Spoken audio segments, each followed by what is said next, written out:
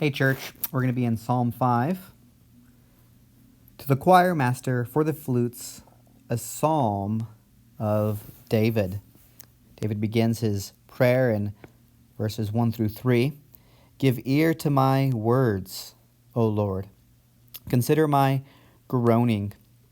Give attention to the sound of my cry. My King and my God, for to you do I pray. O Lord, in the morning you hear my voice. In the morning I prepare a sacrifice for you and watch. Here we see David is crying out to and praying to the Lord to help him.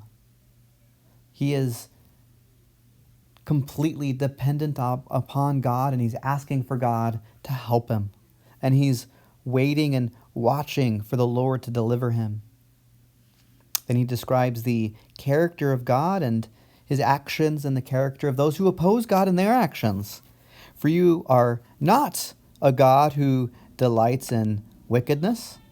Evil may not dwell with you. The boastful shall not stand before your eyes. You hate all evildoers. You destroy those who speak lies. The Lord abhors the bloodthirsty and deceitful man. It describes the way of wickedness and the lifestyle of those who oppose God. It's characterized by wickedness, by evil, by being boastful, by being workers of evil, such as speaking lies, being bloodthirsty, and being deceitful. And this is contrasted with a holy God who always does what is right, who stands for justice. He's not a God who delights in these things. In fact, it may not even dwell with him. Those who are characterized in this way may not stand before him. He has a holy anger against all evildoers, so much so that they will experience the perfect justice of God. God is holy and just and right. And then look at this. It says, but I, through the abundance of your steadfast love, will enter your house. So these folks are characterized by wickedness and evil and unrighteousness, but David will enter God's house, showing that he is righteous. So how can a holy God dwell with a sinful humanity? And the answer to that ultimately is the person and work of Jesus.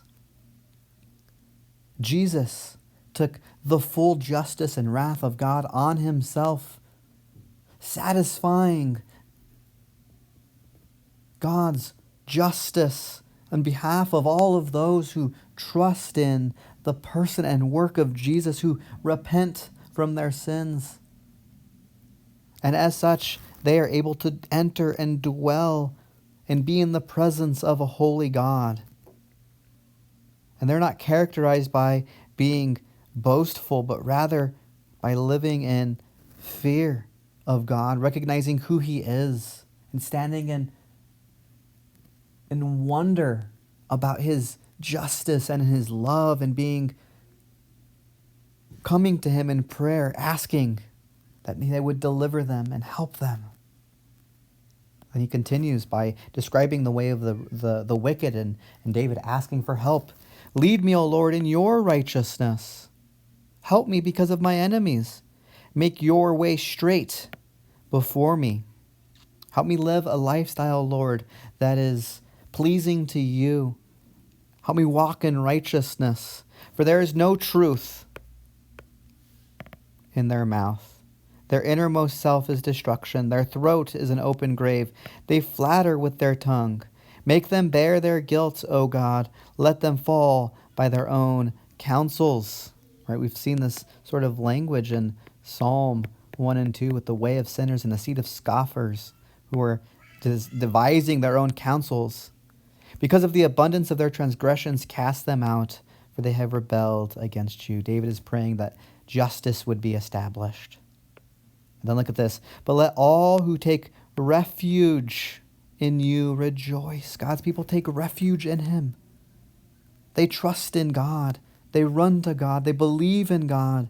They rejoice in God. Let them ever sing for joy and spread your protection over them, that those who love your name may exult in you. For you bless the righteous, O Lord. You cover him with favor as with a shield. So these people here are characterized by unrighteousness, and these people here, once again, are characterized by righteousness as they rejoice and sing over joy in the Lord, recognizing that God is their protection. They exult in God. So, church, continue to look to our triune God as our shield, and look to Jesus as the one who satisfied the perfect wrath of God on our behalf so that we could live a lifestyle of righteousness and live pleasing to his eyes, and remember to exalt in his name, remembering that we can dwell with him forever through Christ by the Spirit.